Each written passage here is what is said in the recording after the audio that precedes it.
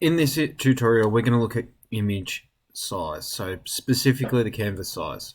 So if we're choosing canvas size, we're going to say the current weight, width and height 600 by 400, and we can change that. So when the chain icon's linked, obviously we're going to keep the aspect ratio the same, the ratio of the height to the width. And if we want to unlink it, we can unlink it.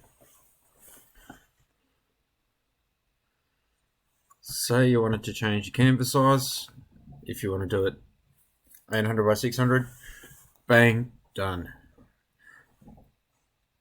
You can also set the offset value so you can move it inside. And what else can we do? We can also drag in the preview to move it in some particular place, or just press the center button. You can also decrease it if you want to make it smaller. If you want to go, say, 400 by 200, make it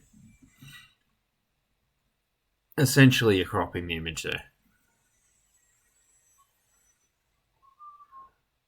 You can choose to resize all your layers, or just the visible layers, just the length layers. It's up to you.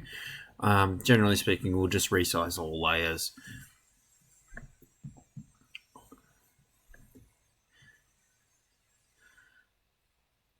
And you can choose whether you want to fill transparency and stuff like that.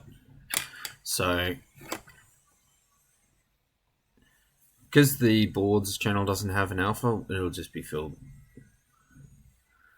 You have plenty of options. As always, we'll just leave it at transparency, and you can also resize text layers. I'd recommend against that, because when we muck around with the text layers, we have a tendency they don't become editable when we resize them. Okay, quick resize and we'll get to it.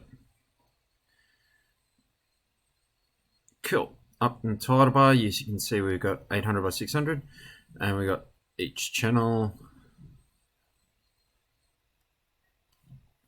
So because the boards didn't have a alpha channel, we just had white.